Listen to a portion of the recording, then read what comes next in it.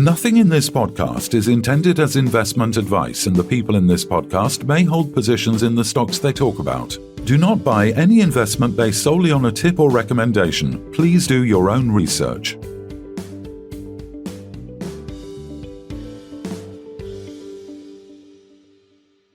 Welcome to another midweek takeaway. And today we're joined by Tony Calamita, CEO of Hemp. Welcome, Tony. You all ready for Christmas?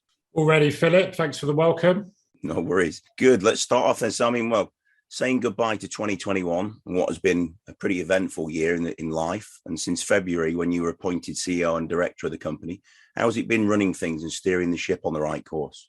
It's been an absolutely incredible journey. It's quite crazy to think sometimes it's only been 9 or 10 months since that appointment. And in that time, so much has happened. It's been a lot of hard work. It's been a lot of sacrifice. Definitely wouldn't change it for anything in the world. I think everyone knows that, I have a true love for this industry. I love the business. What we do has a significant impact on people's lives, which is, something really special. Personally, I've had to make a huge adjustment working within the listed company environment. But to do that, I've surrounded myself with an incredible professional support network, and also having to make that adjustment alongside maintaining the strong operational performance of the company, which is what my focus had always been to the 5 or 6 years prior to this. There were two big roles that had to coincide together, whilst also making really important decisions for the significant investments that we've made for the future. But throughout the year we've had some fantastic growth.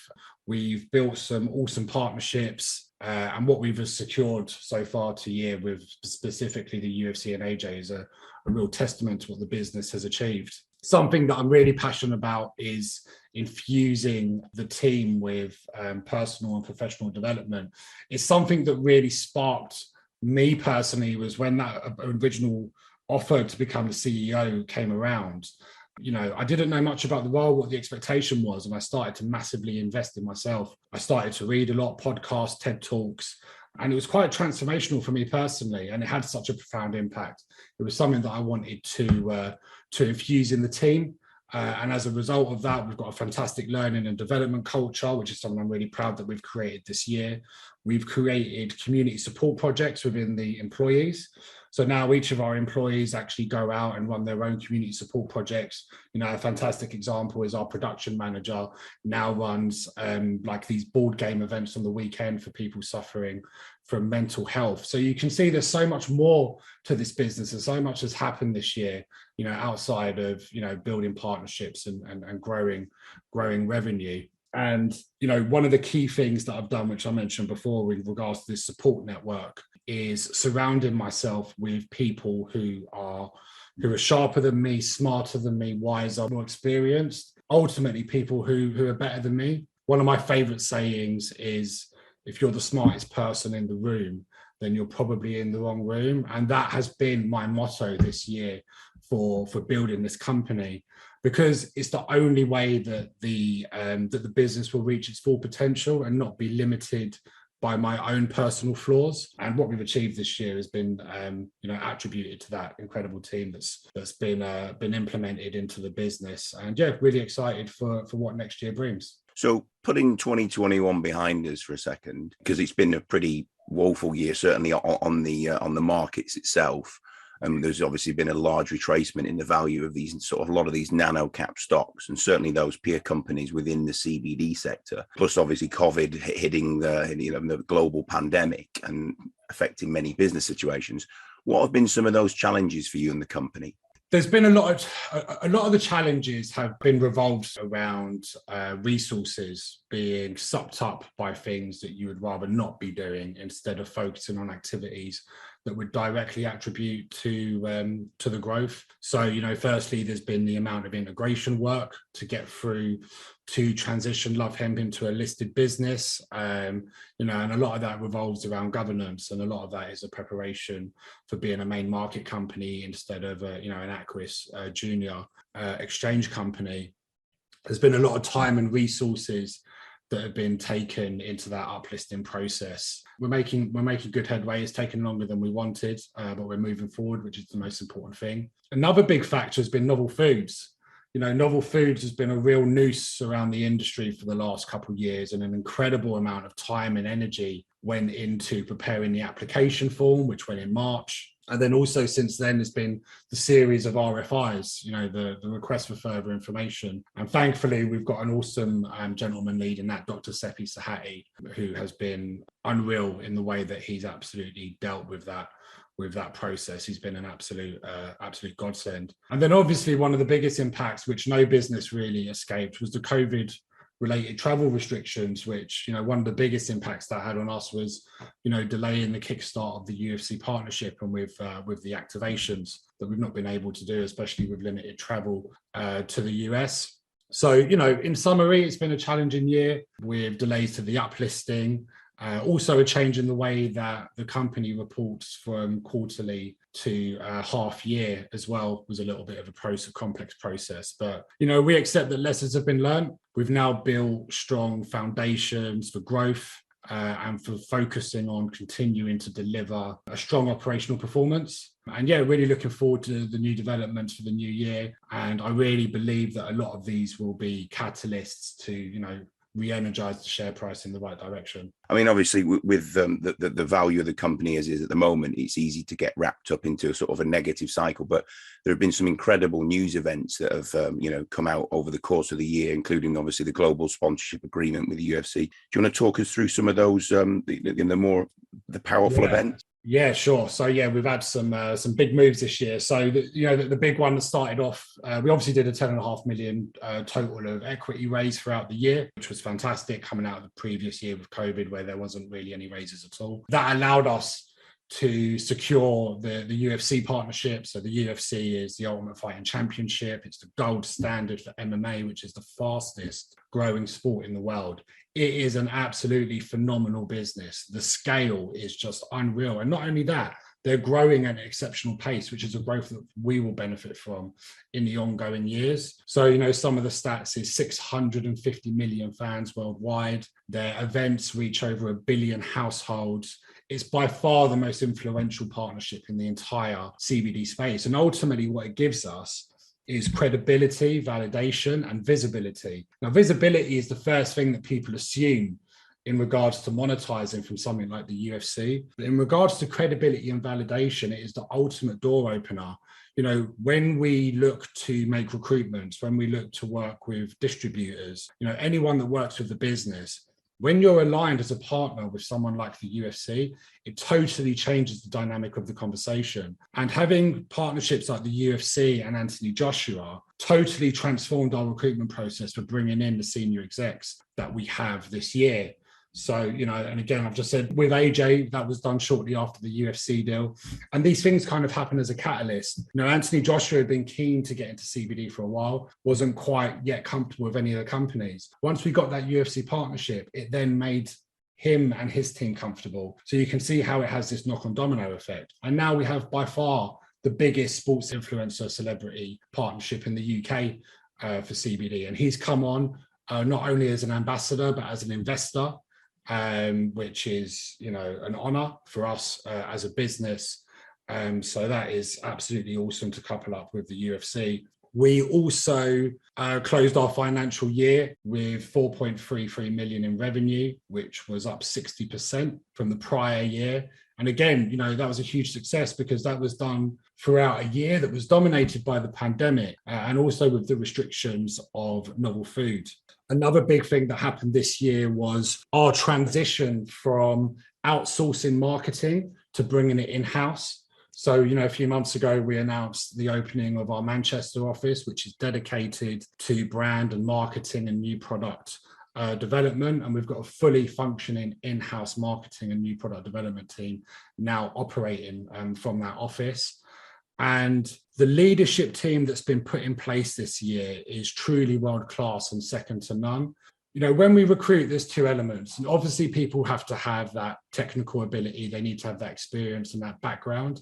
And with these guys, I'm talking individuals that have come from, some of the leading brands and businesses in the world. So We're talking Nike, the UFC itself, Manchester City Football Club, Unilever, PwC, Disney, ESPN. We have 3 individuals directly working or involved in the business now who have MBEs, which is the award, the medal given by the Queen, Anthony Joshua being one of them, and 2 that work directly within the business. So the skill set and the experience is absolutely incredible. But the other thing is that no individual in this business comes into this business without ticking the box of passion, passion and fire in the belly. We're very big on culture. For me, it doesn't matter who you are, how good you are, where you've come from. If you don't share that enthusiasm, that energy that we do, then you will not find a place in this business. And it truly has created an electric synergy within the business between the team. We've also, I could go on all day. So, we launched our first out-of-home media campaign with Anthony Joshua across TV, billboards in London and Manchester. Huge success, good and bad at the same time. Our products sold out at Holland & Barrett. They sold out at Amazon.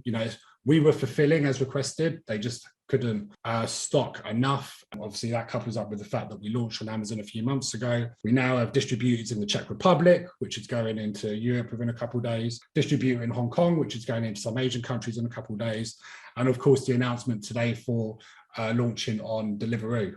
Excellent. So, putting 2021 behind us, and I'm sure there'll be many other people who will be grateful for that. What are you looking forward to in 2022? And are you still as passionate for Love Hemp as you were when this was kind of, starting out as a bedroom, sort of putting £3,000 into it with Thomas? Are you still as passionate now as you were all those years ago? 100%, yeah, 150%. The key for next year is focusing on building the brand visibility and the loyalty with the consumers, which will really cement Love Hemp's position in the CBD sector as a distinctive brand, which is exactly what we're trying to do. We had huge success with the AJ campaign, as I said, with the sellout, and I'm really looking forward to seeing, what fruits that will bring next year in regards to the additional awareness and trust brand, especially for in-store retail pickup. We're going to carry on moving away from that discount culture, which has been a big shift that we've done this year.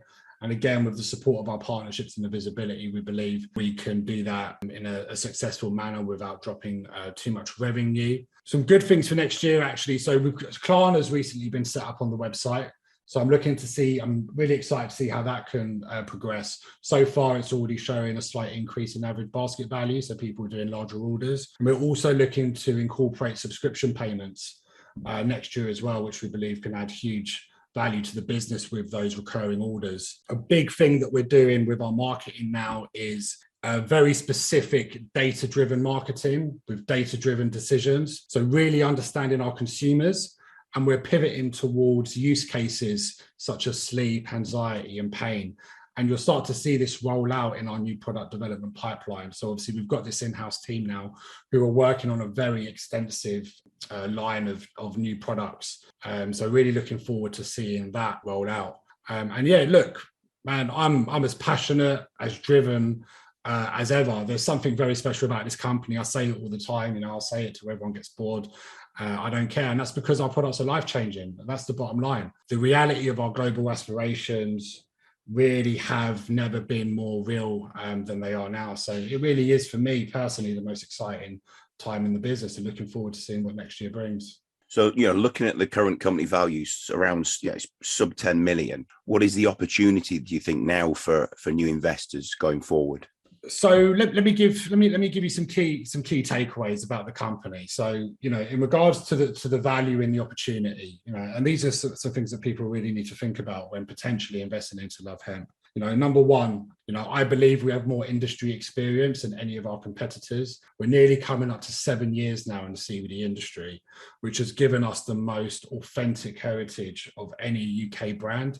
And that's now compounded with the additional expertise that we've brought in from relevant industries. And I'm talking about the leadership team and what that brings in conjunction with our expertise within the CBD industry.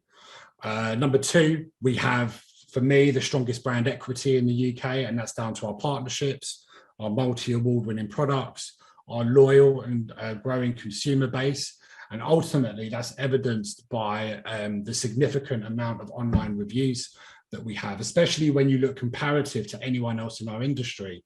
On Trustpilot, we're over 5,000 reviews now between cbdoilsuk.com and lovehemp.com, with an average rating of something like 4.8 out of 5 stars. And on Google, we're over 300 reviews now, and that's 4.9 stars plus. We do more with less attitude, and that really is the culture of the business. I just want to remind people that this was a brand that was built on £3,000, and it was done on a bootstrap. And we then grew the business out to multi-million revenue. Nothing in my personal attitude has changed. Everything we spend is done with efficiency in mind. And we will never, ever be that big corporate beast that splurges money like water. I personally don't come from that background. I've never been in that environment, and I will never allow Love Hemp to operate like that. And I think it's really important for investors to know that I have that deep understanding and that value of money. That's how I was brought up. I think I'm on number 4 now.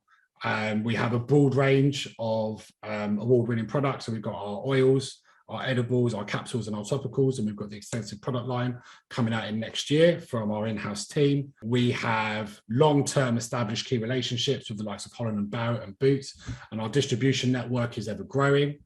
We also have the most influential partnerships in the industry by a country mile. We have invested for long-term future growth. We have built the solid foundations to maintain competitive advantage in the long term. Not a business for quick wins over the next 2 years, for the next 5, 10, 15, 20 years. And we've done that by owning our core competencies. So the first one is manufacturing, and that's led obviously by our new facility. We've done our own manufacturing for some years now. It allows us to own the quality, the price. We now also own our brand and marketing, which is so important because we're a brand and marketing led business. So now that we have that in-house, I'm really happy to know that we own that core competency. And finally, we own our customer services and our direct to consumer distribution. And it's so important. Last year, the World Shopper Report showed that the second most important aspect to the decision-making process after price was customer services. And ultimately, for me, right at this point in time, we have the right people in the right roles to deliver huge success. And for me, that has been the biggest winner this year. And we definitely have the UFC and AJ partnership to thank for that. I'm sure I'm great and people are attracted to work with me. Maybe yes, maybe no. We have a great business that attracts them, but those partnerships really stimulates and excites and separates us from the best, from everyone else. And as well, for just to really, so people not really understand our deep understanding of consumers is, people don't buy what you do, they buy why you do it. And we are the most authentic, purpose-driven CBD brand in the UK. Our customer reviews tell it all, and that's why last month alone, we had over 1,000 new customers, which was a great month for us. And I'll finish off with a benchmark. So our revenue last year, 4.33 million. We look at our annual report, we have 6.5 million in prepaid marketing. We have Anthony Joshua as an ambassador with no more cash requirement, which is worth millions of pounds. And we are in the process of moving to the main market. And that culminates, as you said, with a market cap of sub 10 million pounds. So now if you look at the sector, in every possible case, our peers will have less revenue, less market assets, less brand equity. However, the lowest market cap is 30 to 40 million pounds. Comparative to our 10 million pound market cap. Yeah. So I can't give investment advice, but look at those numbers and you can make your own decision if you think this is a good investment or not. Excellent. It sounds like things are progressing well, and it's it's all in safe hands. Tony Calamita, CEO of Love Hemp, thanks very much, and wishing you a Merry Christmas. Thanks, guys. Thanks for having me on.